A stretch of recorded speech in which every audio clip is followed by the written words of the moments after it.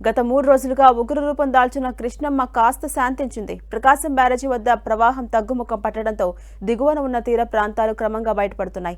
బ్యారేజీకి చెందిన 70 గేట్లను ఎత్తి 6,61,000 క్యూసెక్కులు సముద్రంలోకి విడుదల చేస్తున్నారు.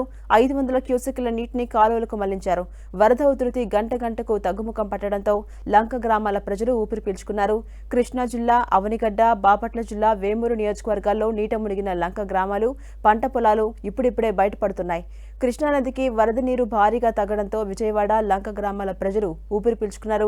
మొన్నటి వరకు 11,47,000 క్యూసెక్కులుగా ఉన్న ఇన్ఫ్లో ప్రస్తుతం 6 లక్షల క్యూసెక్కులకు తగ్గిపోయింది. ఎగువ ప్రాంతంలో వరద నీరు తగ్గడంతో ప్రకాశం బ్యారేజీకి గణనీయంగా వరద నీరు తగ్గింది. 100 ఏళ్ల ప్రకాశం బ్యారేజీ చరిత్రలో ఇటీవల వచ్చినంత వరద నీరు గతంలో ఎప్పుడూ లేదని విజయవాడ వాసులు చెబుతున్నారు. ప్రకాశం బ్యారేజీ దగ్గర నీరు భారీగా రావడంతో గత 2 రోజులుగా విజయవాడలోని పలు ప్రాంతాలు వరద ముంపునకు గురయ్యాయి. ఇక ప్రకాశం బ్యారేజీ దగ్గర బోట్లు ఢీకొని స్వల్పంగా ధ్వంసమైన ప్రాంతాన్ని నిపుణులు కన్నయ్య నాయుడు పరిశీలించారు. బ్యారేజీకి ఎలాంటి నష్టం లేదని కన్నయ్య నాయుడు తేల్చి చెప్పారు. ప్రకాశం బ్యారేజీ వద్ద ప్రస్తుతం వరద తగ్గుముఖం పట్టింది.